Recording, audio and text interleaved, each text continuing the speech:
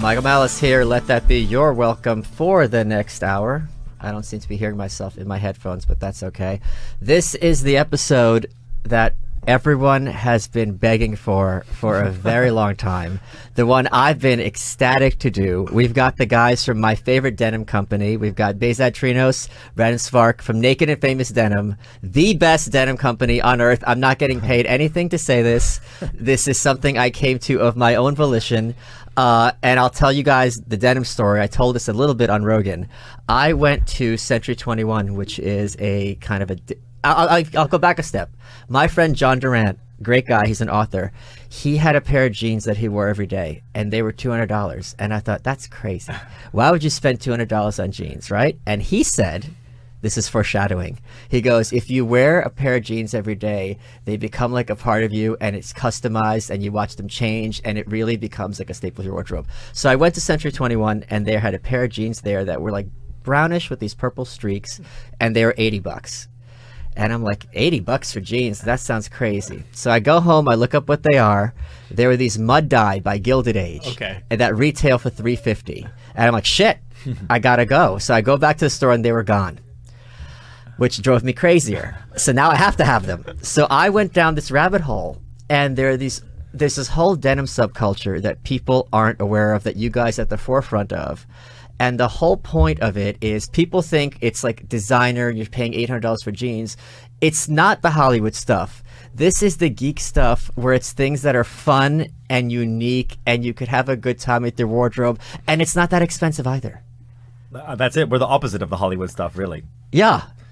Yeah, we're like the craft make. Like if you think craft beer, we're like the craft makers of denim. You know, we make things that you may not find at the regular store. Yeah, because you are innovators in terms of fabric. So let's talk about some of the fabrics you guys have made over the years.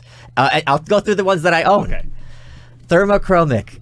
These are jeans that change from this gorgeous powder blue to white according to body heat. And yes, everyone always asks me, it's not just your private parts that change color when you wear them. Right. Okay? Your whole body does. Well, I remember when those came out, we were...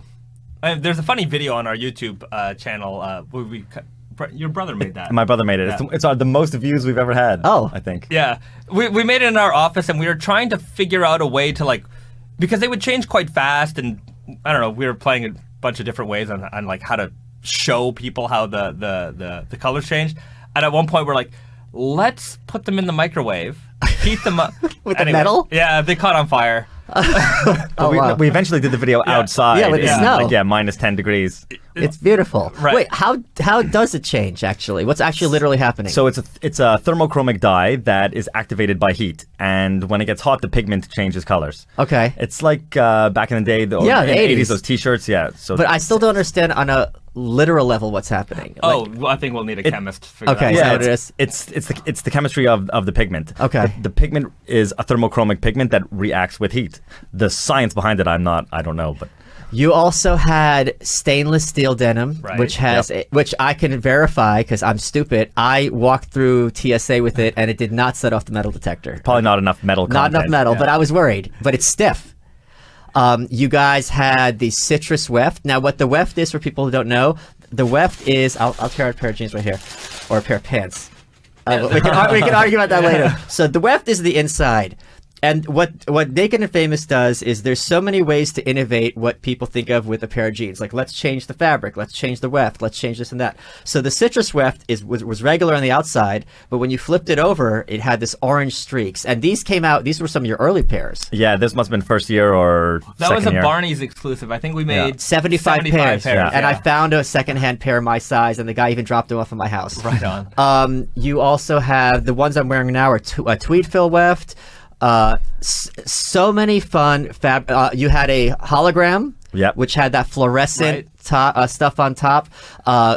We did a matching jacket to that too. Yes, so you could look like an astronaut. Absolutely. It would appear in a music video, actually. Is that right? Yeah, I do not remember which one. Like the Magic Trees, they were called, or something like that. It was I don't know. They were a real band. It wasn't like... Okay. You know. And you guys, just recently... even though I'm over 40, I was very tempted. You partnered up with Street Fighter. to take the Street Fighter characters and make them into jeans. Talk about that. Yeah, we partnered up with a company called Capcom, which owns Street Fighter, and it's like one of the most famous video games from the 1990s. Maybe the most famous fighting game from the 90s. And there's this nostalgia to it. I mean, I remember playing as a kid. Bahzad played as a kid and still plays. And there's new versions. You know, we did it after Street Fighter 2, which is like the most famous nostalgic version. And so we themed jeans after each character. So like Ryu is the most famous character. So we had like put his like Hadouken fireball embroidery on the back. But we also built the fabric itself based off of the personas of the character. So, you know, Ryu is this he's this warrior. He's this traveling warrior, always looking for the next fight. So, you know, he's got this rough and tough kind of nature to him as well. So, you know, we made a rough and tough kind of jean. We had actually a little bit of stretch just for comfort, and then, you know, we did the Hadouken colored weft on that as well. We made Guile. We made that one with USA grown cotton, American cotton, so it was rough and tough. And Chun-Li's silk. Chinese silk. Chinese silk specifically. Yeah. Oh, is that right? Yeah. Well, we specifically requested Chinese silk for that jean. We even custom developed the selvage edge for one of them for the Ken Denim. He has this like flaming Shoryuken punch, and like his whole body turns into fire, and it's like this red, yellow, and orange blend. And we had a custom selvage edge made with a blended yarn. It was a real pain in the ass to do, actually. People just look at the jean, they flip it up and think it's easy, but it took like a year to develop to figure out to make that yarn for the edge. My favorite one that I was tempted to get was is Akuma, is that his name? Yeah. The demon selvage. Right. Yes. So it is jet black. Jet black, slubby, 18 ounces per square yard. Unsanforized. Unsanforized. That was one of our more hardcore ones. And we made like a little less than 100 pairs. And we actually didn't announce that jean until like 30 minutes before it came out. So I think we teased it in the trailer. Yeah. We put a few little kind of Easter eggs in the trailers, and I wanted to see if, you know, anybody would get it. And, you know, slowly but surely, people were watching the trailer and they started piecing together what was going on. And I'm like, oh, great. Like, this is really good. You know, because we put the Akuma code in at the end of one of the trailers. Like, the trailer ended and then it kind of stopped. And then, if you ever played Super Turbo, there's the only way to access Akuma is through a code. So we put the code in on the screen. And if you weren't really a Street Fighter, maybe if you weren't around at that time, maybe you didn't know he was accessed via code, because, you know, later games he was just a selectable character. So I'm like, who's gonna figure this out? And then I would see people and they're like, but even then they didn't know what was happening. Yeah. And then like 30 minutes before we like released the collection, we're like, Akuma's here, and I don't know, it was very exciting, and people still ask me for that jean today. There's one. If I had to guess which of your jeans I like the least, Bobby, can you throw up the picture? It's the reverse fade. Yeah. So regular denim is you have white threads, white cotton. Yeah. You dye it with blue, and as you wear it, the blue breaks down. You get these white fades and white streaks, and it looks really, really cool. You decided, okay, what if we have blue threads and covered in white, and the white is what fades? Right. And what ends up happening, it looks like someone spilled ink all over their pants. And go to the second photo. Yeah, zoom in on the pockets. Yeah. We actually did this with the coating, and it was a cool idea, but the coating was just like too sticky, so it was like almost like wearing leather pants. Yeah. Oh, is that what it was? I don't mind the fade. I like how it looks, like the fade. Like, that was the point. I hate that. Yeah, it's kind of waxy feeling. Yeah. And I also felt that, I think, in concept it's cool. I think it's right. But wearing it, like, practically, you know, not everybody can, like, when you wear raw jeans every day, dark blue jeans every day, that's perfectly normal. Not everybody wears white jeans every day. Yeah. So I think it was hard for people to even break that jean in. They ended up looking dingy. It was not the greatest jean we've ever made of all time, that one. We've made hundreds of different kinds of fabrics. Proudcow.com/you're-welcome, YOUR. You get $25 off. Let me tell you what they are. If you're wondering where your meat comes from, more and more people want to know where meat is sourced from. Crowd Cow solves that. Their number one goal is to help you discover and enjoy the very best meat from independent farms, and to make that experience convenient and fun. So not only do you know exactly where the meat comes from and how it's raised, it's healthier for you, and it tastes better. Everyone's always talking about grass-fed beef. Yeah, they got it. Here's the best thing about eating grass-fed beef. It's lower in fat, higher nutrients, and it's got more healthy fats, which supports normal blood sugar levels. I'm not a chef. It comes in the mail. They're smart. They're like, hey, try it. I'm like, all right, I'm going to try it. I brought it to Friendsgiving, My friend Jay cooked it up. Everyone's like, oh my God, this meat's so good. And I got to be the star of the party because I went to crowdcow.com and used code You're Welcome, and I got $25 off.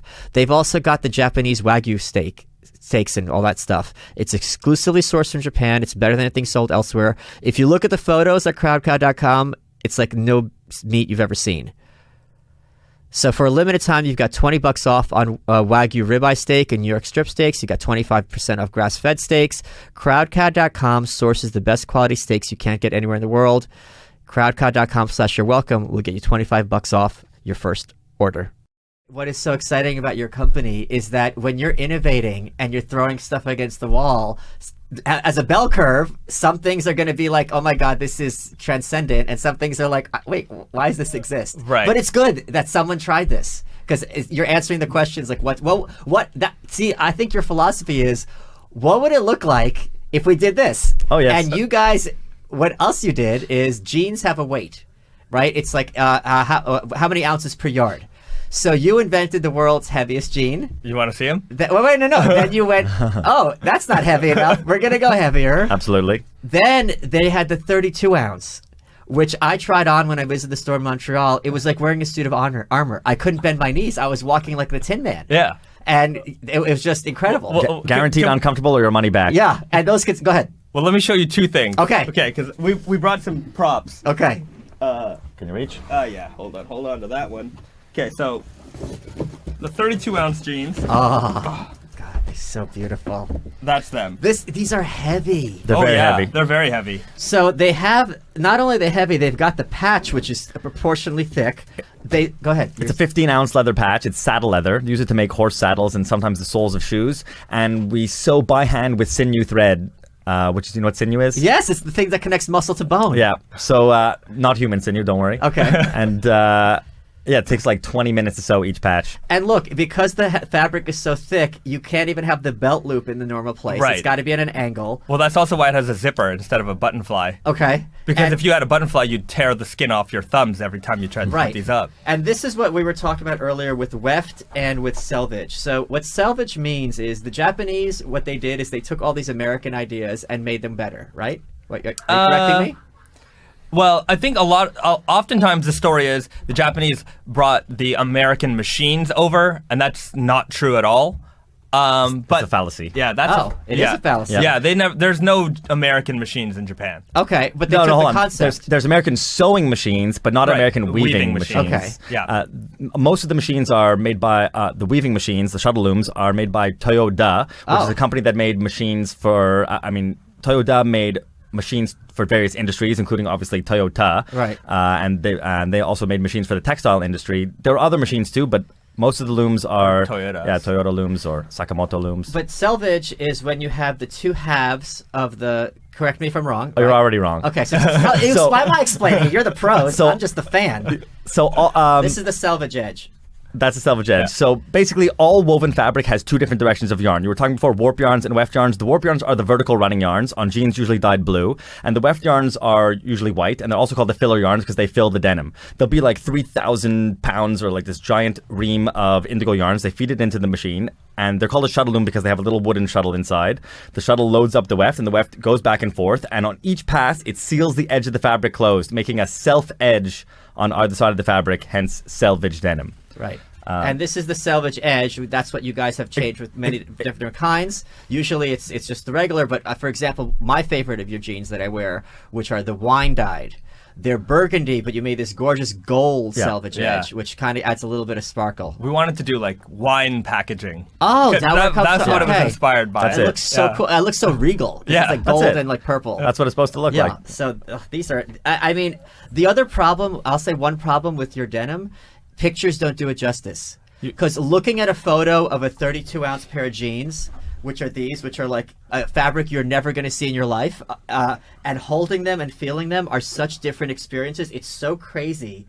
Look, it's like almost like carpet. Well, absolutely. If we have cashmere blend jeans, like you just look at the picture, you don't get the same feel. Here's a question. You had two types of cashmere jeans. One which went for like $200 or so, and then one at Barney's which was $800 or so. And I don't understand the price discrepancy. Oh, well. $1,500. So okay. Those were we did 100% cashmere selvage denim jeans. Okay. That was crazy. I think we made like 15. I have actually enough fabric to make 3 more pairs. Okay. And so, Yeah, if you want, email me. I'll hook you up. those were crazy. But then like the regular ones we did were 10% cashmere for like 230 But bucks. there was one that was like 800, I remember. Maybe it was on sale when you went. Okay. That was 100% cashmere. 100%. I think Barney's Holy crap. bought like 8 pairs and sold 4 at regular price, and then I think they sold 4 on sale. Because saw it by the time I saw it was down to 200, and I'm like, why are I didn't know the difference. Oh, they weren't explaining what the difference was. Yeah, maybe that's not. too bad. Oh, That is was stupid. early days also. But that was a couple years ago, I'm remembering. Maybe 6 years ago? 6 and a couple is not the same thing, Sure. Mr. Malice. That's fair. I do like that term, though. Okay, go ahead. So in your hands Yes. is a pair of 32-ounce jeans. Yes, the heaviest denim in the world, yes. Well, it's not the heaviest denim in the Okay. world. This is the heaviest denim in the world. So this is 40-ounce denim. This is not denim at all. It's carpeting. It's This basically is carpet. amazing. Oh my god. We So just you got teased this. you teased this. Yeah. We did tease it. You teased it because I saw a thicker patch from the back that you had, and now you actually developed the 40-ounce. Right. Which have you actually made a pair yet? Not yet. No, we have some sewing samples that we've done. I bought a special sewing machine just for it, but we've not made the jean yet. We just have sampling at this time. The beautiful thing about this denim, let me fetishize it, is the surface is so irregular that it looks so cool to look at. It's clearly so special. Well, look at the size of the yarns. Like, look. Yeah. That's what we're using to weave this fabric. This is amazing. This denim it's also very textured because this denim is in grayish format. This is too heavy to sanforize or singe or anti-skew. Well, so sanforize means that they pre-shrink it. So if you wash it, it doesn't really get much smaller. And that's nowadays virtually all jeans are sanforized. Absolutely. But these are you can't sanforize. They cannot. They cannot run this through the machine, they said. So So if I'm buying one of these heavy denims, you advise to size up one. The answer is it depends. Okay. Will you wash them or will you never wash them? Well, what happens if I get them dirty? So if you're some people just wear them dirty, but which is gross. Which is gross to some people. That's cool, Yeah. and some others love it. But yeah, if you wash these jeans, they will shrink a full size and become heavier per square yard. So here's the other thing that people don't get. People think that you guys and people who like fancy denim hate like Levi's and look down at it. We all love Levi's. Right. They're an amazing company. They're just doing something different.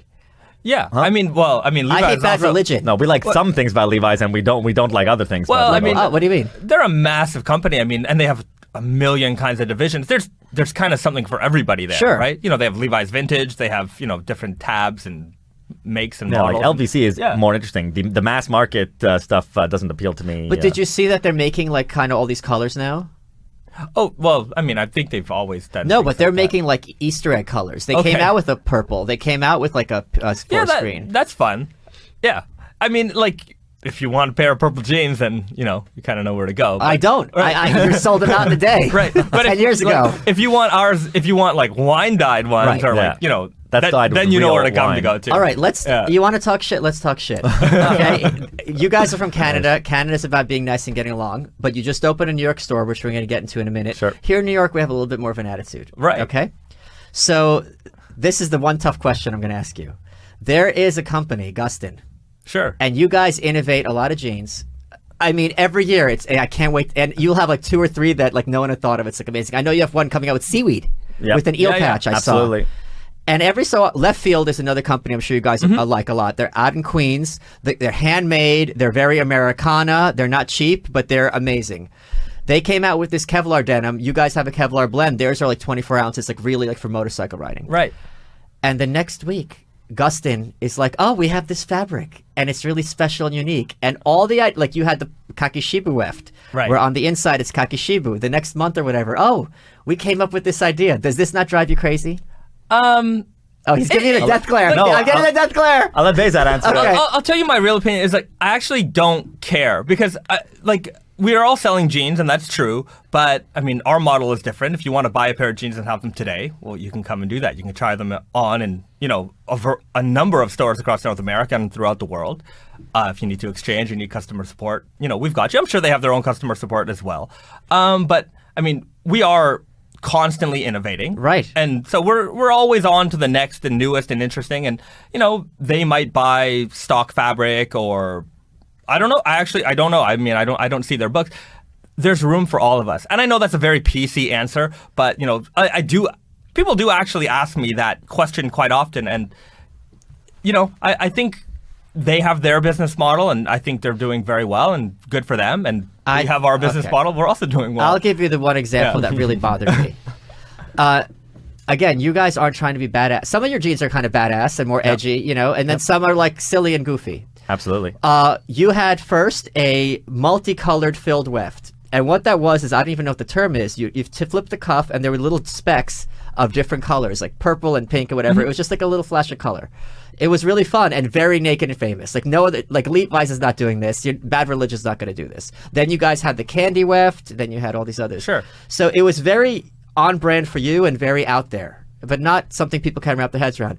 Then like they just had their own like same exact thing, and I'm like, this is something so specific. If they did it like black and white or just like red, like I could get it, but it's exactly the same thing, and you don't have to talk shit on them. I will. Imitation is the greatest form of flattery. Yeah, but I'm like, God, and there's to me there's a shamelessness. Because if they said, hey, Naked did this, we did them one better. Right. I could appreciate that. You know, there was a time a couple years ago where it was like, everyone was starting this like kind of Kickstarter raw denim brand, and I even saw brands like in their marketing fits like the Naked and Famous denim weird guy, and I'm like, okay, well, to me, you know, this is kind of very flattering. It's like but you're the standard, right? So we're the standard bearer. So you're telling your customer, well, they're clearly we are inspired by them, so. Go look at them.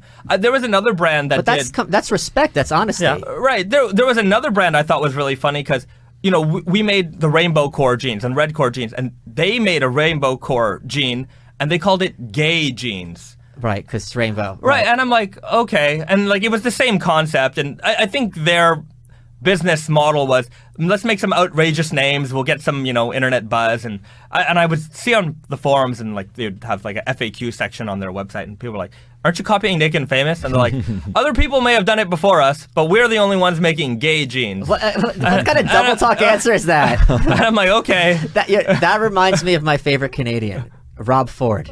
Late Rob Ford, who was the mayor of Ontario. Mayor of Toronto. Mayor of Toronto. Yeah. And Rob Ford, may he rest in peace, was caught smoking crack.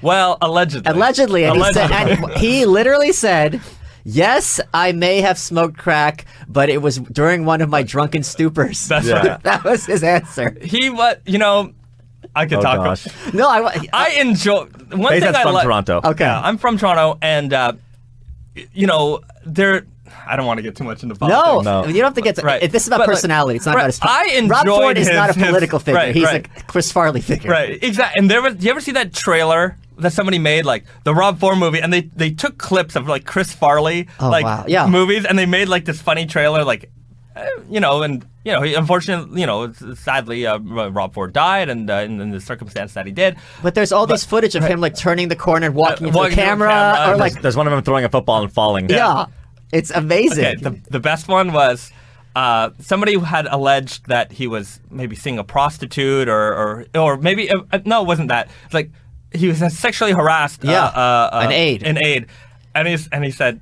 something like, oh yeah, but can I say it? Yes, of course. Okay, so they said, you know, he said he wanted to eat my pussy, and his response was, I wouldn't have said anything like that. I have enough to eat at home. This is the mayor. Infinite CBD offers the cleanest, healthiest, and purest form of CBD available. It's become more popular. You're seeing it everywhere, and it's because the stuff works.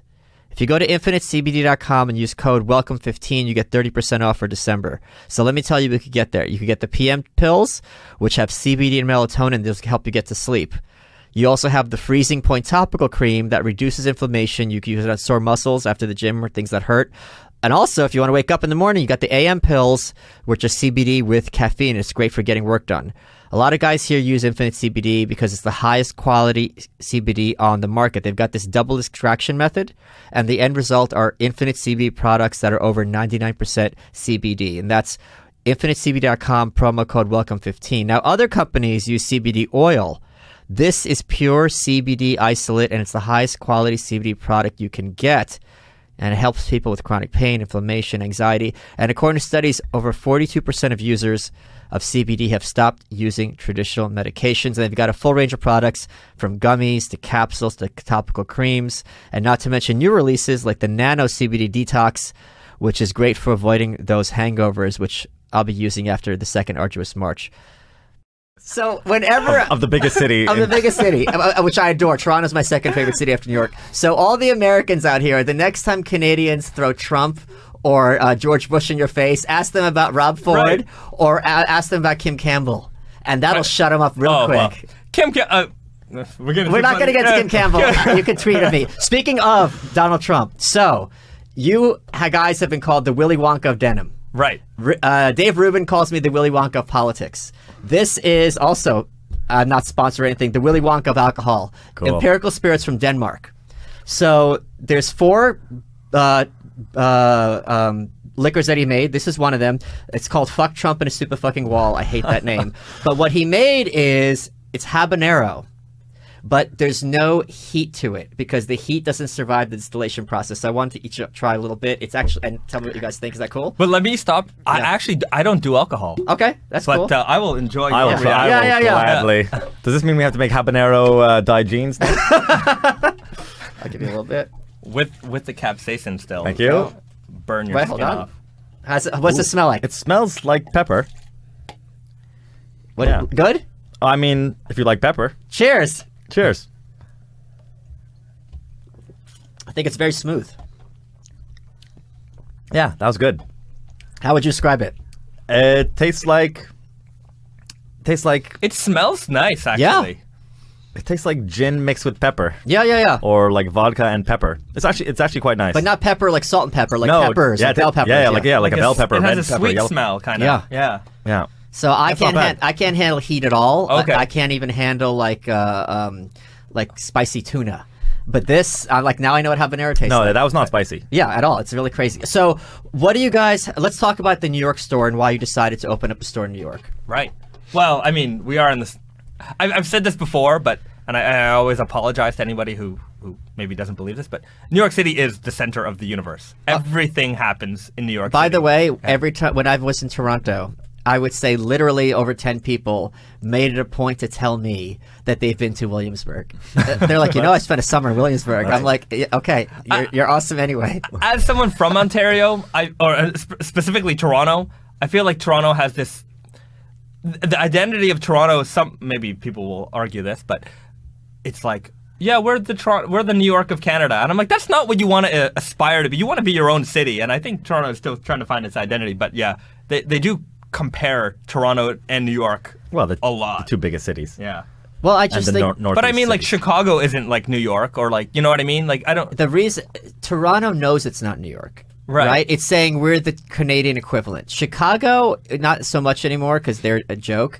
But like Boston back in the day tried to compete with us, and it's like it's not happening. Like, you guys suck. L.A. Boston's so small compared to New York. Yeah, and what do they have? They don't have publishing. They don't have journalism. They don't have. They got schools, museums. They have some sports, I guess. Like L.A. competes with New York, but L.A. is doing something very different from New York. Right. They have their own thing. Yeah, but Toronto is similar to New York, but it's like a New York's kid brother. Right. And I love Toronto because it's so earnest and sweet and kind and we love Toronto too. Yeah. Don't get me wrong. I love my city. No, I love Toronto, and I'm saying this is my second favorite city, and I say this all the time. And when you're in New York or in Toronto, it's like being in New York when you were in high school. It takes you back, and there's this sweetness to it, which I adore. Yeah, I'll be there in January, I think. We sell to great retail stores there, and there's great restaurants there. Yeah, the Black Hoof just closed, though, I heard. Oh, did it? Yes, my favorite place. That's too bad. Yeah. I don't know. They have a cocktail bar across the street also. Yeah. Is that still open? I don't know. Someone just mentioned on Joe Rogan. We went there. We went there a few times. Yeah, we went there. Sorry. They wouldn't take something out of a salad for me once. Oh, too bad for you. Okay. Sorry. We're talking about salad. Okay, princess. This guy is tough. So you're the Veruca Salt. He's the Willy Wonka. You're the Veruca. So again, why did you decide to do a store in New York? So, like you said, this is the center of the universe, and America is our biggest market. So this is the biggest city and the biggest market. We're in Montreal. We're only 45-minute flight away or a 6-hour drive away. My brother lives here also cool. and can help us out. And to me, it was just obvious. Like, we had no store in America that had the full collection. Yeah. You could go into different kind of stores and you could find our jeans, but sort of, okay, here are the 6 jeans we like from Naked and Famous and the 3 shirts. But we make 100 styles of jeans and 60 styles of shirts every season, and sweatshirts and belts and leather goods and all kinds of stuff. So this is the only store in all of America where you can get the full collection. So where should it be naturally, like, for me, it was a no-brainer. It had to be in New York City. I would just think it's exorbitant. And well, The cost? Yeah. I mean, it's more expensive than some other places, but Soho in the past few years has seen a lot of vacancies, and so we didn't just like decide and look. We looked for like 2 years and found a good price. Yeah. I mean, I hope it's a good price. And yeah. well, also proximity. I mean, we're in Montreal. Yeah, that's what I and said. I mean, oh, did you say that? Yeah. Maybe you should listen. Yeah, come on. Veruca. It's I want it now, Daddy. like people say, why not LA? But LA is a 6-hour flight and a 3-hour time difference. So to do business there from Montreal would be obviously more difficult. Here, I hop on a plane, 45 minutes later, I land in New York City. There is an LA store, I forget the name, that has, I think, your entire line. American Rag has. They have a good assortment of our stuff, but no store has the entire line. But American Rag probably has the biggest Has a huge selection in assortment. California, or at least in Los LA. Angeles, yeah. But definitely not the whole thing. And it's also staff. Like if you walk into a department store and you ask them about denim, the staff is they're not dorks. They're not knowledgeable dorking enough. out about it. But our staff here, I only hire nerds. Yeah. Bahzad's a perfect example. Yeah, we're all nerds here. Absolutely. And so all my guys are like into it. We actually pulled staff from Reddit. I asked Bahzad, what should we do? Should we put an ad here or there? He said, no, we're going to pull them all from the underground. We're going to pull all of our staff who are nerds and who live the brand. And they really understand the denim culture around it as well, because we do have a very nerdy customer base. I don't know if that's insulting or not. No, but it's I not. think it's a compliment. Oh, yeah. Why is your mic so much quieter than the rest of us? I don't know. Usually what I it is. talk Lean loud. in there. It's Lean in weird. there. Okay. Can you pull the chair closer? It's driving me crazy. Or maybe I'll pull that closer. Okay, I think it's the mic's fault, to be Lean, honest. lean forward, Bahzad. Yeah. Okay. I'll just Lean in. forward. Lean in. Little Sandberg. All right. So, I wanted to have people who really, really understood the culture, and especially because we'd have people who live that online kind of denim forum. They're fans of it, and if they come into the store, I want people to the staff to understand that these are kind of the types of people who will be coming in, as well as novices and people who are new to the brand. Or raw denim in general. Today's episode is sponsored by HeshiSocks.com. They will go perfectly with your Naked and Famous denim, I assure you. HESHI socks.com and promo code WELCOME30 for 30% off. I wear them every day. They're my house socks. You wear them because dress shoes are uncomfortable. These are like pillows for your feet. They're cushioned in the footbed, the heel and the toe for maximum comfort. You've got the arch support. And they're made with high-end Pima cotton, which is super soft. It's highly breathable and absorbent. If your feet sweat, they're antimicrobial, kills the bacteria, and keeps your feet from stinking. And they've got all different styles. So you've got the fashion ones, and then you got the basic ones. You can wear them with dress shoes. You can wear them with sneakers. If you go to HeshiSocks.com, HESHI socks.com, and use promo code WELCOME30, you get 30% off, and you're going to be telling me you're welcome. I love these Heshi socks. You see me tweeting about them. Tweet at me. When you get those Heshi socks, tweet at me and I'll retweet it. And you'll see that I'm not just saying things. I'm not just an endorser, I'm actually a customer. Love them, love them, love them. Or raw denim in general. So I got banned from the denim subreddit. Really? Oh, shit. Because this is it takes a lot. This is what happened. When you get into any subculture, it gets so idiosyncratic and weird, and there's a self-awareness that this is just crazy. But the thing is, when we were kids, there'd be that one kid in the school who's into, let's suppose, Dungeons and Dragons or He-Man, whatever. Well, He-Man's popular. But, Magic cards. Yeah, Magic the Arts, right? And they would be ostracized. Now, thanks to social media, that one kid in that school can talk to the kid in the other school. They can all talk online, and now there's an appreciation from different subcultures. Like, oh, that's your thing. That's cool that you're into denim. Tell me about it. It's not a subject of disdain. So people can geek out, and being a geek isn't like a social expensive. It's not what it used to be. It's not what it used to be. It's like, oh, you're into something. Tell me about all your denim. No one laughs at you. It's very, very weird and gratifying. Like, I've got my 30 pairs, and everyone's like, oh, it's interesting. Tell me. Except I if did a you're live stream. Except if you're an anime nerd. Yeah, I'm still an anime nerd, and it's just I think there's a self-deprecating culture around that. So one of the the things that people fixate over in every subculture is so hilarious to outsiders, but even to insiders. So one of the things is fading your jeans, right? There's the big argument is it cheating if you wash them? Because that breaks down the ink and that forces the fades. Oh, there's right? other cheating. There's a cheating called pinching. Wait. Hold on, we're going to get to that in a second. Okay. So, and one of the issues is also unsanforized versus sanforized, right? So if your jeans are unsanforized, if you wash them, it shrinks, right? Yeah. So if I'm fading my jeans for a year, then I wash them, the fades are going to shift. And it kind of ruins some of the work. So someone said, my wife put my jeans in the washing machine. How do I undo this? And I may have said, you put my jeans in the washing machine. I put your head through the wall. And I got banned. Oh, no violence. No violence. No violence. No violence. Shame on you. Yeah, only Ryu and all them can have violence. Only in the video games. We never promote violence, and we also don't promote the rules. Like, I actually don't think that there is cheating for washing. Like, if you want to wash your jeans, go ahead and wash them. If you never want to wash them, go ahead. The whole fun of raw denim is that we give you the blank palette and you decide what to do with it.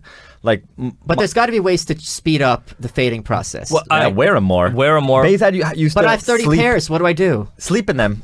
You know, we know a He guy. used to do it for real. Okay, I believe it. You know Rudy, the Swiss jeans freak? You mentioned, you told me about him. He wears 2 jeans at the same time. He'll wear 2 jean jackets at the same time. Not always, I think. Not always, but I've seen him with 2 jeans on. Rudy's hardcore. Rudy is the most hardcore of, and he won't wash his jeans. He's very much like, no water will touch these. We ever. met a couple fans who wear 2 pairs at the same time. That's mega extreme. Point, but what happened? You guys had Teflon denim. Yeah. What happens if I get them dirty? I mean, these are like basically stain-proof denim, so like you could like spill wine on them and they'll beat up and you can like wipe it off. I mean, it's like if you have a Gore-Tex jacket, like, you know, eventually the waterproofing on that wears off. Okay. And then you kind of got to retreat it again. Like you get like a DWR DWR finish. I forget how many washes that it would take, but after like 30 washes, it would not be Teflon coated anymore. Okay. You guys also had hemp, silk, absolutely, cashmere, camel. Yes, we did camel. Paper. Yes. We once sampled possum hair blend, but we never actually made it. But I have a roll somewhere. Yeah. We have some samples made somewhere. If you have possum hair, you got to have extra pockets. That's funny. Yeah, that would be really fun. Oh, yeah. We thought people would think it was gross. We did banana fat blend as well. I was talking to your wife. She said those did not work out well. They were a bit itchy. Yeah. The banana ones were they looked cool because they were really hairy. With a yellow selvage edge. Yeah. But when you touched it, it was worse than burlap. Oh yeah, you couldn't wear them. Okay. Burlap made with jute, by the way. Yeah. Oh, jute is actually Indian. That's from India.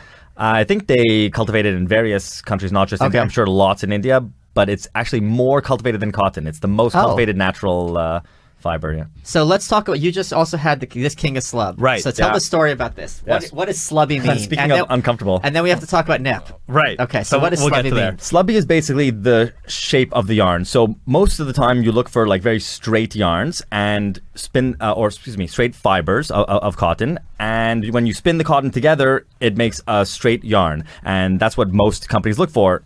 But here we purposely seek out wavy yarn. So the fibers themselves will be like fat and thin and fat and thin. So and if you did thin. to interrupt you, so if you did a cross section, it would be almost like a sine wave or something. It looks like regular. Yeah. It looked like this. Yeah. So you see it's really fat here and then skinnier here. Exactly. If you took a piece of this yarn, you would see like a really fat point and then skinny and then skinny and then fat and skinny and fat and skinny. And when you spin those together and when you weave it together, you get all these bumps, and we call that the slub. Yeah, and when you wear it, it has this great, amazing. So the thing that's what I like about your guys' denim is, even if I don't give a damn about denim, if you see someone wearing a lot of your pairs, you'll be like, oh, those look cool. I've never seen something like that. It's interesting. And these King of Slub, no one has seen anything like this because you invented this fabric. Yeah, we developed this from the yarn stage. So a lot of companies will develop from fabric stage, but we actually got to develop from yarn with the yarn company, not with the weaving mill, but first with yarn. Yeah, we wanted to create an unbelievably wavy yarn. And the difficulty with wavy yarns is that, like, in order to get the fat parts, when they spin the yarn, they actually have to like spin that part slower. So it's actually a little bit weaker in these parts. So in order to get a strong yarn that is slubby, you can't have too much of this. Otherwise, the yarn doesn't hold and it's hard to weave with it.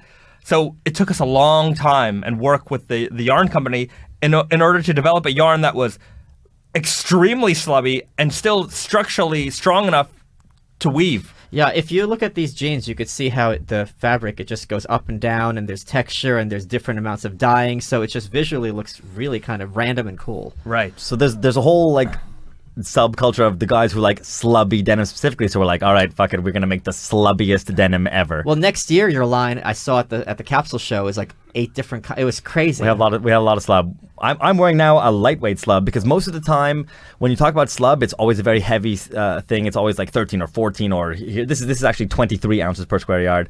So I'm wearing a 10 ounce lightweight slub, which is coming out for springtime. And when they fade, which I really like, since the surface is irregular, doesn't fade regularly, right. It'll have these little like Morse code lines or whatever. My friend Paul, who was part of the Arduous March, he has your slub stretch, and they look amazing because as the ink went away, it just looks like these little streaks. Very streaky, yeah. Yeah, and it's just like, it looks so expensive, but it's not that expensive. So it looks fancy, but not in a douchebag way. Oh, I'm it excited. just looks cool. These just came out, so in like a year from now. Well, I'm already seeing online people posting pictures of these, and they're like, there's content, like these kind of internal contests between people to see who can fade them faster. So if you ever like follow our hashtag, you'll see people posting their fade progressions on these jeans. And we'll have all the links in the show page on YouTube and elsewhere. God, this is so much fun. So what else where are you pushing down? And also, okay, so your jacket. Yeah. So not only is there something called slubby, there's something called nep.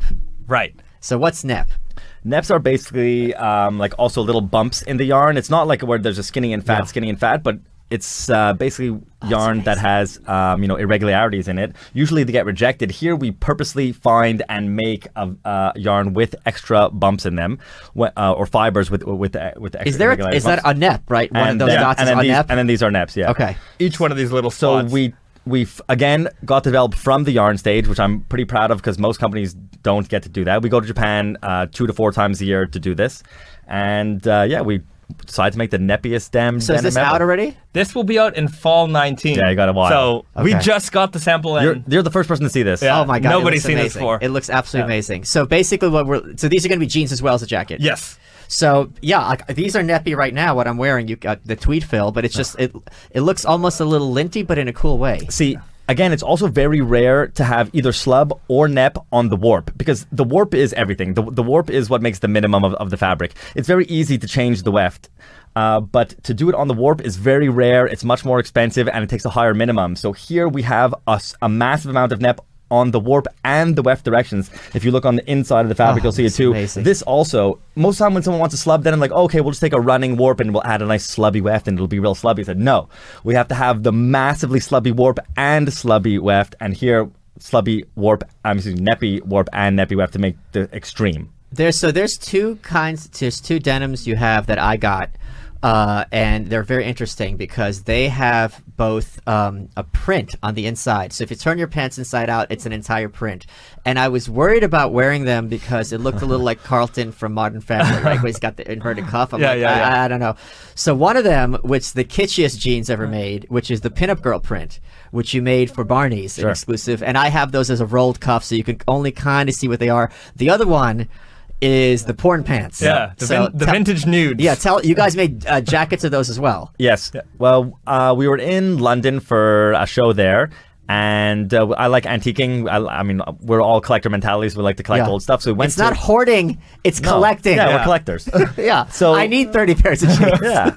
So we went to this antique bookstore. Like I like old posters and stuff like that too, and they had a whole antique porn collection. So I'm like, all right, we got to see what's going on here. So we found these like old books. Like I think it might have been from the 40s. It was for like World War II era. Yeah, I think so. Yeah. And we opened it up, and like they have some girls with like their legs spread, but they had Barbie dolled them. They erased all the naughty parts. It was all airbrushed out, and like from the 40s. We thought it was like, so whoa, weird. That's so cool. Wait, so like no genitals? No genitals. No. So I bought it. It was like £10, and brought it home. Showed it to my brother. He goes, "You should print that in jeans." And so like, all right, we're doing it. And wait, so you broke copyright? Yeah, totally. Yeah. Don't tell them this. No one's ever gonna find out which one it is. I dare you. One of those old ladies who was in that picture is gonna sue you. Right. What I thought was the weirdest thing about that little porno magazine was, it was meant for the soldiers, maybe they have it in their pocket or something. I'm like, they're okay to go and kill somebody overseas, but a little bit of vagina, that's just No gonna vagina. corrupt them. Well, maybe that was to protect the girl.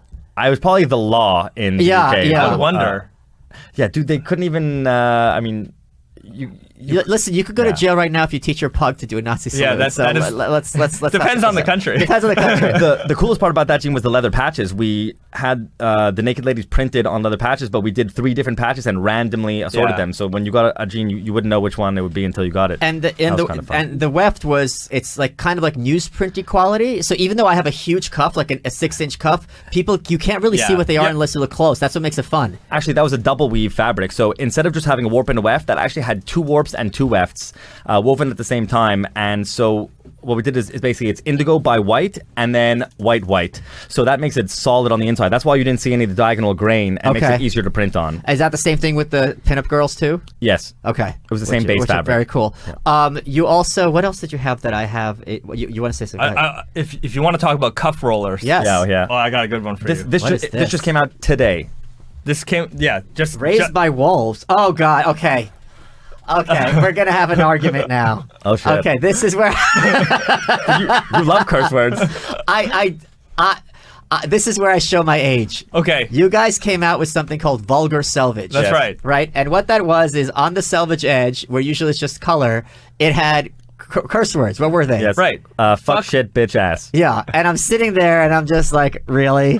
Normally, I actually really despise text on product. Like I don't allow any graphic T-shirts. He won't let me do We it. don't like. Yeah. We want to put like the logo on stuff. I'm like, no, never, no graphic, no text. But this is like an exception because first of all, it's woven into the fabric. It's not like we printed it on, and so I think that's kind of like it's part of the fabric. Yeah, I know, but I saw it. I'm like, what are you, 14? Like, Yeah. no, who's going to buy this? And it sold out in like a day. But that's what we are. You know, we just like think about being little boys or little kids, and like you're like, what do you Ooh, our imagination. I said, shit. Oh, I'm such a badass. Yeah, but look, you're already excited. You're turning red. It's like come on. It elicits. habanero. I know that's true. It elicits a reaction in you. So like, I think that's fair. It's Okay. more than just a word. It makes people like, oh wow, like I can't believe it. But it makes shock. admittedly, on the vulgar salvage, Brandon wouldn't let me. But we never called anybody a swear word. It was Yeah. just the words. No, it's just words that yeah, are thrown up. Right. We didn't say fuck you. Right. But I- now these are brand new, and these say, where are they? Oh, here we go. It says "fuck off." Right. Yeah. This is actually so Raised by Wolves. They're friends of ours. They're also Canadian. Super nice people and make like cool streetwear stuff. And that's Great like name. That's like one of their Raised by Wolves, yeah. slogans. That's like their slogan. It's like fuck off. Period. And they've been using that slogan for a while. So. So you have it also here in the coin pocket. right. Yeah. Fuck off. Exposed selvage coin pocket. And you have, instead of the regular patch, you have. We have our naked and famous girl and some wild wolves. And Does wolves, she yeah. have a name? She doesn't have a name. Naked pop art lady. Yeah. Well, we got to have a name for her. You got to think of it. You should have a contest of some kind. That's funny. I never thought about that. Yeah, she's got to have a name. She's just. She's I just kind naked of pop like art having lady. her, she's the pop art logo. Pop art nude. Yeah. We call her. Yeah. Okay. These are how much? What's the weight for these? 13.5 ounces per square yard. And you're making a jacket as well. Yeah, Yes. there's a jacket. It says "fuck off" all along the inside, And a cap, and there's too. a cap and a And it'll say on skateboard. the back. So that's yes. okay. So, yeah. So who is your demographic? Because you have, I think you've got several demographics. Absolutely. We like, some people may read about us and think that we just sell to denim nerds. It's totally not true. We make very clean, simple jeans. Yeah. I mean, besides, okay, we're showing, like, in this podcast, you're talking about crazy stuff, but Because that's the stuff we like. that's the stuff that's fun Yeah. and fun to talk about. But we make a lot of very just basic, easy to wear jeans, just like a dark indigo or a solid black jean. or like And, a black stretch jean. Like my doctor is 60 whatever years old, and he'll wear the jeans and they'll be nice and clean, and he can wear them to a cocktail party, and his kid is like grungier and like likes them because they'll beat him up and stuff. So, but they'll both buy the same pair, but they're totally different people. So I think we have very different. We have like rock and roll guys, we have punk guys, we have motorcycle guys who Hip-hop are heavy guys stuff, and heritage we- guys. It's really, again, if you look on our like hashtags, like you just see a wild variety of customers. And One of the things that you guys also do great is your elephant line. Yeah. Was that kind of a happy accident that this became 7 iterations? Did you know the first one was going to be that successful? I mean, we like funny stuff, so I just came up with a funny name, but I wanted to make heavy jeans for a good price. And that's just the essence of what the elephant is. The essence of the elephant is to give you something that is like usually $300, $400, $500, this 22-ounce amazing Japanese denim, for under $200. but for under $200. Yeah, and you guys had 7 now already. Yeah. Well, 7, and there was the Elephant 2 Revenge, so we reissued one model, so we've done it 8 years in a row now. And well, yeah. So there is an Elephant 8 coming next fall. It's something usually we run in the fall season. Explain to people what heavy denim means and how it's worn differently. Well, basically, when someone says a weight, like 12 ounce, 13 ounce, I think I said it a couple times, but it's ounces per square yard. It's not like the whole weight of the jeans. If you cut a square yard of fabric, we're Canadian, we should say grams per meter square, gram per meter squared, but denim is American, so even in Japan they do it ounces, which is interesting because they're a metric country, we're a metric country, but it's always ounces per square yard. Per square yard. An average jean might be like 11 ounces, 12 ounces. Old school heavyweight, like 1950s, 1960s heavyweight was like 14 and a half. To most people, 14-ounce denim is like, woo, that's already heavy. We've got old catalogs from like the early 1900s, and you'll see like heavyweight 8-ounce jeans. New ultra super heavyweight 9-ounce denim. Okay. It's like, And that's your featherweight now. It's 8 ounces. Exactly. Now that's featherweight. It's pretty funny how, that's 100 and something years ago. Yeah. But yeah, so that's why elephant denim we've always made at least 19 ounce and above. So we have 19, 20, 21, 22. But how does it actually feel practically wearing heavier denim than regular denim? I mean, we have actually gotten a bunch of emails from dudes who have fallen off motorcycles and thanked us for not getting any road rash. It's like it quite does protect you. Yeah. When I wear it in the winter and like the wind comes, like, oh man, thank God I'm wearing these. It does cut the wind. It's like wearing a heavy sweater. Like you feel the heft and the bulk of it. And a 22-ounce jean is twice the weight of most average jeans. So maybe that's the best way to think about it. The other thing that you guys do, which is obviously a labor of love, is you also have an unbranded line, which is if you can't afford the regular jeans, which aren't that expensive, you're like practically giving them away. I mean, how much are they? Like $100, aren't they? Oh, no less. They start at $88. Yeah. It's our gateway drug. you get in with the unbranded brand, and later graduate. Some people graduate to Yeah. So unbranded is the similar or the same to the regular jeans, but they're just significantly cheaper. Yeah. Right. And you guys have heavyweight ones there. Yeah, we have 21-ounce ones as well. Those are $124, something like that, or 118, around there. I don't remember. And you wear them, I mean, they become a second skin. It's just, it could be the basis of your wardrobe. The 21-ounce unbranded jeans actually fade super fast also. For those guys that love the fading, when we first ever came out with them, I remember like 3 weeks after they came out, we were looking on Reddit, and Bahzad sends me this picture of a girl who bought them and like beat the crap out of them and looked amazing. Yeah, it was only 3 weeks in, and she already had like whiskers. Yeah. Pretty cool. I think she was from Indonesia or something is that like right? that. Yeah. And the Southeast Asian fans are the craziest. They fade the jeans the fastest. They wear them every day in humid weather. We actually sell some of the most heavyweight unbranded jeans in Thailand, of all places. We sell to an amazing store there called Pronto. It's like a jungle. Yeah, we've been there, and it's been it's like the 33 hottest degrees days Celsius we've there, ever. and it's like I know what that means. Like Is that freezing? No, it's very hot. Yeah, it's like over 100. Oh, wow. Okay. Yeah, like well over 100. Yeah. And oh my God. we are doing outdoor events there, selling jeans. We have a lineup around the corner, people trying on jeans in these outdoor change rooms, sweating. And we're selling 21-ounce, 18-ounce, super heavyweight jeans, and like that's all they want. Just the heavyweight. They're like, oh, 15-ounce? No, where's the, let's go. So you have indigo in your blood. Absolutely. Like, this is a family business for you. Talk about that. Oh, when I was born, my father made a brand of jeans named after me. My middle name is David, so he made a brand called David Branded. It's not cool, just like workwear stuff. He still has it. So I'm even when I was a little kid, I remember playing with my brother and like boxes of denim and stuff. I definitely have denim and workwear in my blood, yeah. But isn't it wonderful that, I'm sure a lot of the success of this company is due to the internet, right? And being able to market online. Like if you were just one store in Montreal, it would be the price, the economics would be so different of that. Don't you disagree? Well, I mean, if you're a one-store operation, I suppose. I mean, there's only so much you could produce for one store. But that's not how we started. Yeah. We did something very rare. We didn't sell online for the first 5 years. Oh. So we did it through wholesale. I mean, we were selling to the coolest stores all over the world. We sold to like Colette in Paris. We sold to Barney's. Like people found out about us that way. It was really like, and we don't do advertising ever. We don't do paid endorsements or anything like that. We don't give away jeans to celebrities ever. It's part of our ethos. Yeah, that's true. I hit you up about after I was on Rogan about getting some prototypes, and Bahzad's like, I gave them to you for cost, and I'm like, oh, motherfucker. I'm gonna have to get uncircumcised. People ask us all the time. We don't give away.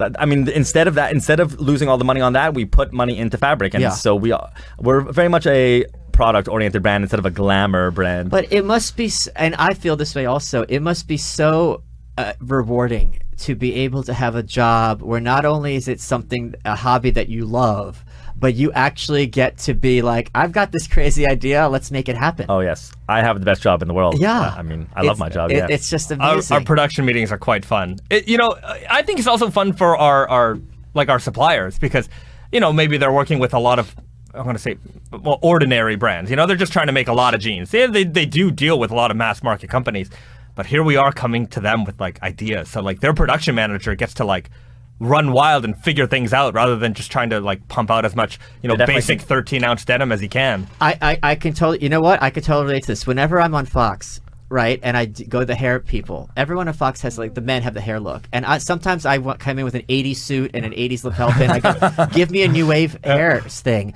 and they're so excited because someone's doing something different. And I'll tell you even one story. It's a little on PC. The last episode of Red Eye, which never aired, I came in dressed as Clark Kent. I had glasses and a blue suit with a red tie, and every commercial I took off a piece of clothing and then I had a Superman shirt underneath, and I said, I need you to make my hair like Clark Kent, tight.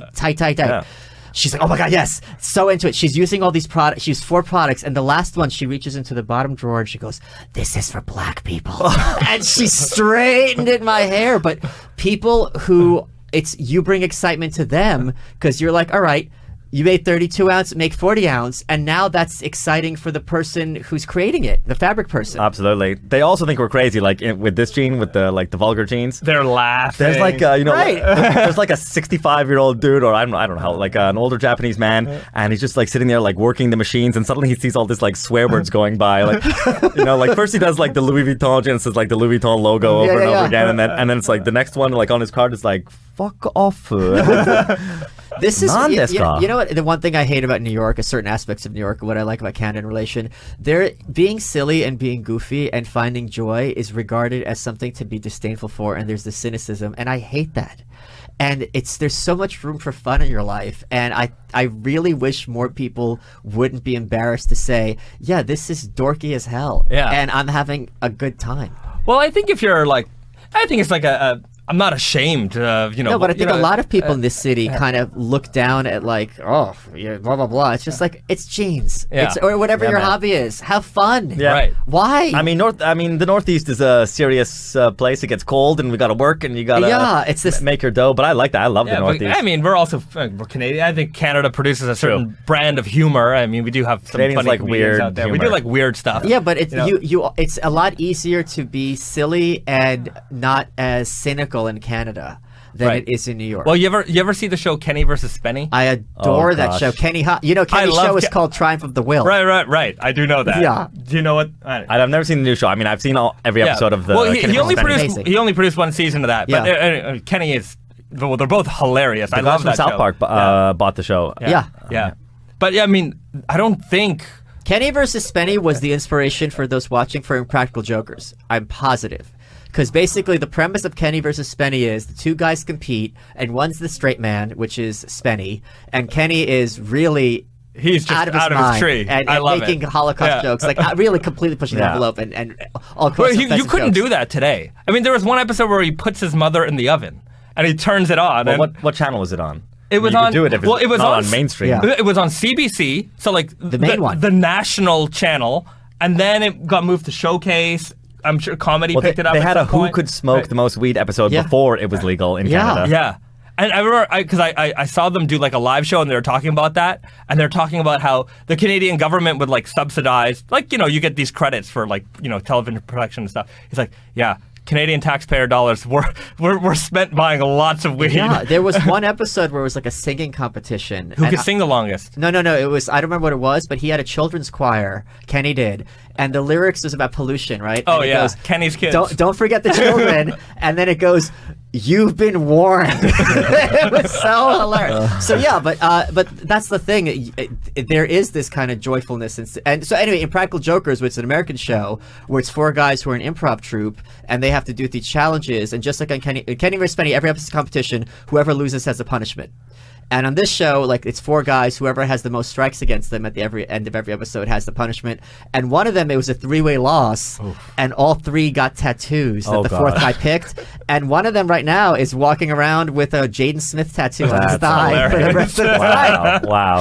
Yeah, for no reason. Jaden Smith. That's beautiful. How often do you guys come to New York? Maybe a couple of months. Yeah, 6 to 8 times a year, maybe.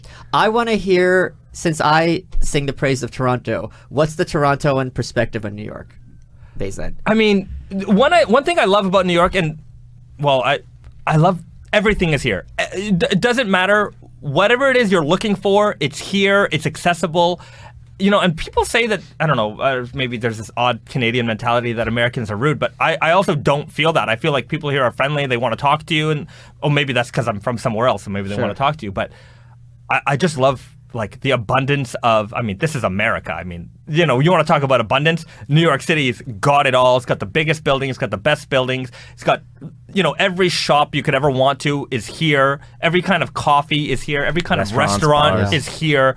Every kind of art, you know, you want to see some incredible plays, it's here. You want to see incredible musicals, What do you like least here. about New York as a Torontoan?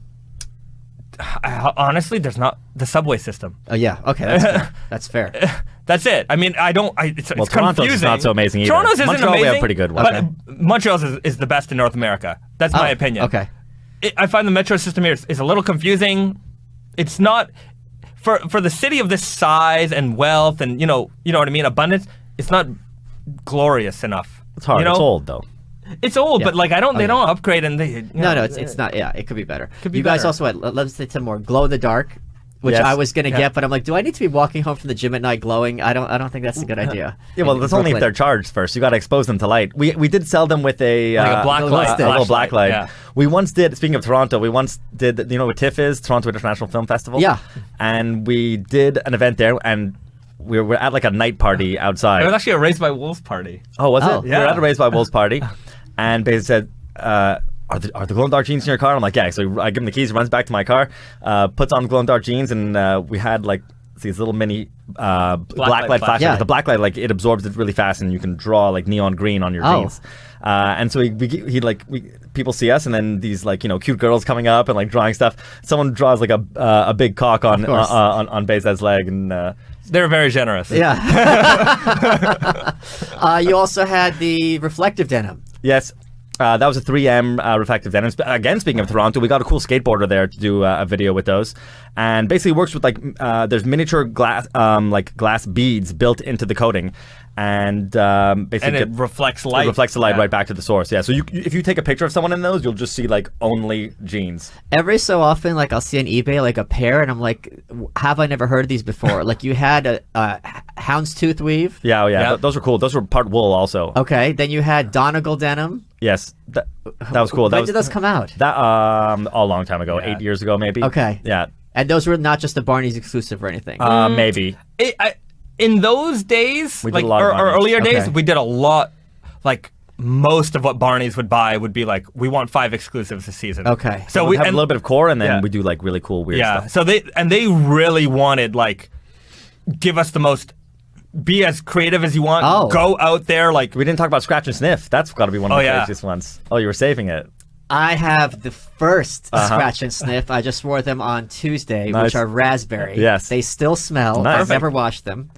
Then you also had a mint. Yes. Yep. Then you had a pine one, which Yes. you made with another company. Yes. Yeah, we did that for a company in Canada called Canuck.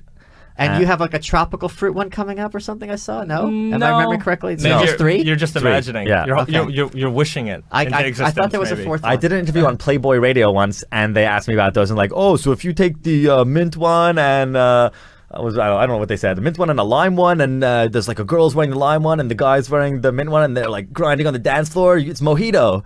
And I was like, oh, that's kind of creative. sure, buddy. Sure, it's what you know. No, I love my raspberry scratch and sniff, and I'm glad that I got, because the mint ones are kind of easy to find. The raspberry were not. Well, Yeah. the raspberry were first. That was the first that one. was that the we first did, one. yeah. I mean, Yeah. whose idea was that? I mean, man, I just remember like, when you're a little kid and you have those Of like course. books, and so it's we already made glow in the dark. So like, what other cool weird stuff can we do? And I asked the mill, and he's like, yeah, here, and he showed me like a bunch of different options. scents. He writes to me in the email. Here are the flavors. So I'm like, so I just thought that. But that's just amazing that it's something that you have this bonkers idea and it's actually practicable. Right. But yeah, it was like the glow in the dark too. Like, we all had those glow in the dark stickers on their ceilings when we were kids. So like, we just researched phosphorescent coatings and. What are some of the ideas that you had that the technology's not there? spider. Yeah, the technology is there, but it's too expensive. Yeah, spider silk. Yeah, I've been asking for like every time we go, I'm trying to like push that one. There's a company that they basically like they take some DNA from spider and Put they in cows, right? Is that the one? I think It's it's like a a goat. goat. Okay. They put into a goat, and then when that goat Makes milk. Yeah. The protein is like in the milk, That's and they have right. to like extract the liquid from it, and then you're just left with the protein fiber, and then you could spin that into a yarn. Yeah. Yeah. And it like makes a super strong, amazing, crazy rare yarn. It's stronger than Kevlar, I think. I think so too. Well, I know a real spider web is. It's tensile strength. Yeah. That's- What was that other fiber? It's like, I don't know if they can make it into a yarn, but it was basically all carbon, and it was supposed to be like the strongest material ever. Carbon nanotube stuff, but like it's not practical. It's just like, hey, that would be cool. We researched a little bit, but like I'm always space age stuff. I watch NHK World, and they have like these. This is a Japanese, national broadcaster, but they always have these programs on like new scientific innovations in Japan, and I'm always like every week I'm like watching it to see like what new things are coming out and like how can we apply that. So You know what else I hated from you guys? The other one is the color blocking. Oh, really? You didn't like those? I hated them. They look cool, man. Like, I got a lot of compliments when I wore them, Really? actually. Yeah, and they were quite simple, too. They were just like indigo jeans Yeah, on the front on half the front is black, and black on the back. Is blue, and the back half is black. Yeah, it's I not don't for know. everybody, but- it wasn't for everybody. I liked them. They looked. We would go out and like Brandon would always get complimented on them. Always. Because people looking from the front, they don't notice anything. And if they're looking from the back, they don't notice. When they see it from the side, like, oh shit, those are. Oh, kinda here's rad. one. Yeah. There's two that you guys had trouble with. Okay, one, you guys had to have a disclaimer on your site. tateandyoko.com is where people can go to buy your jeans, and this is the copper twist ones.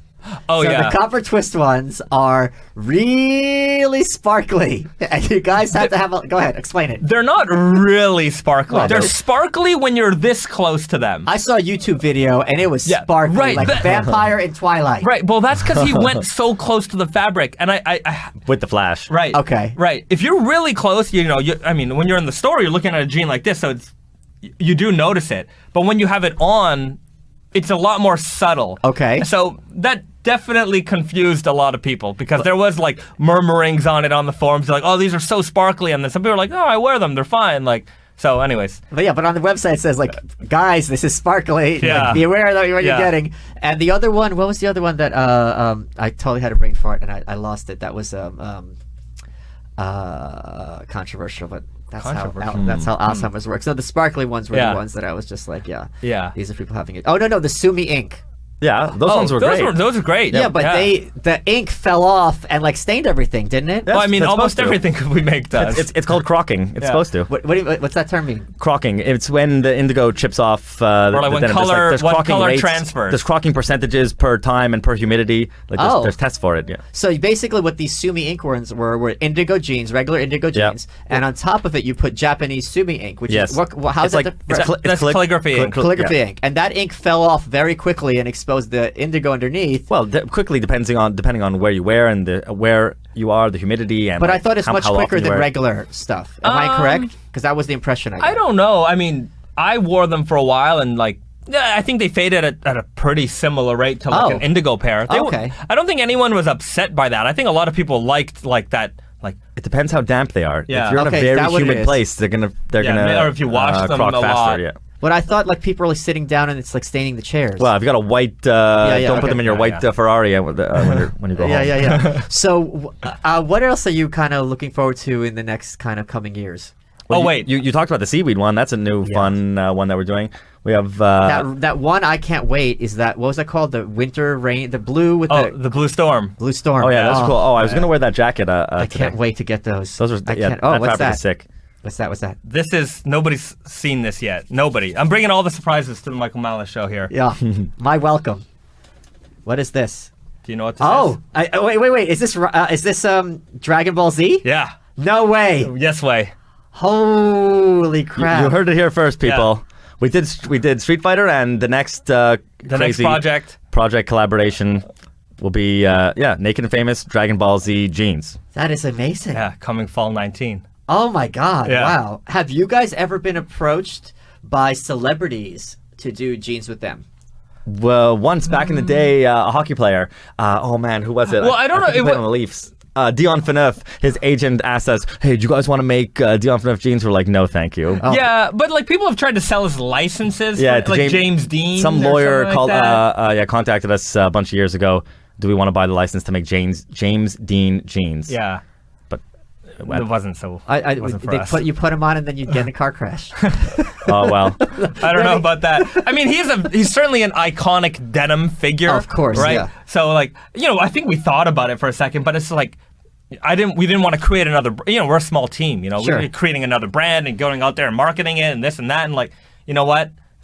It wasn't for us. I'm sure it's whoever has the license now. It's for them. I know what I want to talk about. Let's geek out over another company, which I know you're a fan of, and I would bet all my money that you're a fan of, which is Capital. Right. Oh, we love that. They make you guys look boring and tame because they're making these pants that are fit like the director from Sesame Street, with like these. They're like all wide, like balloons in the thigh, and they're it's just crazy stuff. Right. We go there every time we're in Tokyo. A year ago, we went to the store in Roppongi, and it was I think around Halloween time, and they had a jacket that was like, those like green army style jackets with the orange inside. They had that fabric made into a jacket jack-o'-lantern. I was like, whoa, man, like you guys do crazy shit. They're very creative, those guys. I mean, and half of you are looking at it, you're like, how would I even wear this? Because everything you guys make is wearable. Like I would say 95%, maybe 5 is going to be a little tricky. Like the pinup girls were kind of tricky for me. But with some of their stuff, you're like, I can wear this if I'm doing a photo shoot for Vogue, but I can't wear this down the street. It's a certain aesthetic. Like if you want to look like that Japanese farmer, that kind of look. Yeah, it's really cool. But like even just from a textile perspective, like if you or just apparel appreciation, you see the way that they make some of this stuff. It's really, really detailed. For sure they don't make a lot of this stuff because of the amount of effort it takes to make some of these things. They have a wide range. Yeah, it's crazy. And like there'll be if I'll be on like grail.com, which is a great secondhand site for people, I'll see these like a pair of Capital, and it's like the only time I've ever seen it. It's like, how many of these were made? What year? There's like that you can't even track it down. Like with you guys, I'll be like, okay, this was fall of 2010, right? I can figure out where it was. Well, actually, you can kind of track it down because I think on their website they have. You can see all their catalogs that they've ever done. People collect their catalogs. I collect their catalogs. Like you go to the store and like I think it's like 500 yen or maybe 700 yen. Yeah. And you can buy their catalog, and it's beautiful. It's like a full, thick catalog, beautiful photography, and it has the list of everything that they're making for that season. So I've got a bunch of those. One of the things, I had a live stream, and I said, all right, they have a pair of curved denim. I watched the whole live stream. And basically, if you put these jeans on the bed, it would look like parentheses. And I said, I've no idea. That's been done before. Has it? Yeah. It's called J-leg. I've seen brands do that before. Many years ago. I like. Thank you for just like my mom ruined these pants. You're ruining those. So I'm like, I'm not paying $200 for these. So everyone chipped in. I got even like G-Star used to do that back in the day. Really? Yeah. I wouldn't be surprised if they still do. They look really cool. Yeah. And they fit very comfortably. And they bunch up a lot when you wear them. They bunch up on under the knee and around the calf. Yeah. Stacking, bro. Yeah. Stacks on stacks, they say. So what's I mean, so you guys aren't in Barney's anymore though? No. We did 8 years, 16 seasons. Yeah. And it was just you guys just went your separate ways? Well, I think in general the denim market at like department stores has shrunk, and I mean, when we were there, they would have all of the denim brands, and you'd go into their denim bar, and it was like walking to an American rag, right? I think you don't see our price point there anymore at all. I think it's a whole layoff of our price point. Oh. They see like, okay, when we started in 2008, right? And that's when there was a big financial disaster. So we came in at like the perfect time. They're used to selling like True Religion jeans for like $400, $500, and we come in at like $115 was our starting price, and like blew people's minds. And then eventually, as the price kind of started to go up and up and up, after us being there for 8 years, they're like, okay, we want to sell like Kanye West jeans for $800 now. There's another fabric you guys have, which is Sakiori, which I think that didn't do well. I mean, that was expensive, so, like, we're never going to sell as many units of something that's more expensive, but... Well, yeah, I mean, do well, again, I think maybe it's a little bit subjective, because there's certain things that we make that, we have items that are like our core products, which are like our bread and butter. This is the stuff that really, keeps the company going. And then other things they're like kind of passion projects, which are really there to like excite and, create energy around the brand. So... the purpose of different products, whether this is, we're not going to make, our business isn't going to go under because, one production run of something didn't sell, but we'll just make less of it. Like, like sometimes I find a fabric and it's like, oh, look at this puzzle weave, and it's like a super weird, like puzzle construction. Like, that's so cool. And we're like, oh, we're never going to sell, thousands of pairs of this. But like, okay, whatever, we'll just buy 500 meters and make 300 pairs. Let's go. Yeah. Here's an issue I have. Contrast stitching. Right. I think it's the best thing ever, but sometimes you don't do it. Well, we can't do it every time. Sometimes you have to have tone on tone. You literally can do it every time if you wanted to. Oh, gosh. Right. It's like some people prefer it, but also I think... Bahzad agrees with you. Right. Yeah, every time. But I like to have some contrast stitch. You have some guys that will like wear with a blazer and want to be like clean and don't want orange thread on their jeans. Sometimes you just want to be all blue. Well, then... Not you. No, fuck them. So the ones... this one I was confused about. You guys had something I called hell pants, which were these amazing red weft stretch selvage. So they were black on top, and you flip the cuff and it's red, and there was red kind of peeking through underneath. And some photos I saw with strong contrast selvage stitching, and some didn't. Oh, and it's possible that the sample was made No. In red weft history, we once made the black by red. Oh, black by red. No, that we never made with contrast stitch. Yeah, but I thought that was such a great case for contrast. Maybe there's a confusing... Oh, really? Yeah. But what contrast color? No, it was red weft. What do you want? Red color thread? No, like gold or something. Oh. I think it would pop too much. It's like too much action. Yeah. Black and gold and red. Yeah, it's like sometimes you gotta keep it simple, my friend. Yeah, keep it simple. They make it, you know what? Here's my answer to you. Yeah. And let me also show a pair of mine. Wait, where's the judo jeans? Are they in the hall? They fell on the floor. Oh, there they are. Oh. Okay. Sorry. So we were having a big argument. We're going to end on this about what defines jeans. So these you made, they're called judo jeans. No, what defines denim? Defines jeans? Okay, jeans. Okay, fine. Yeah. So I adore these. So they are basically quilted. This is a Japanese quilting technique, right? Where you have the darker base. I don't even know how it's made, and then you have the lighter ones that go in stride. So it's all very, very bumpy. It doesn't fade the same way as a regular denim. And you call them judo jeans, although there's what's the term for this? Sashiko. Sashiko. Oh, Sashiko. That's how it's pronounced. Yep.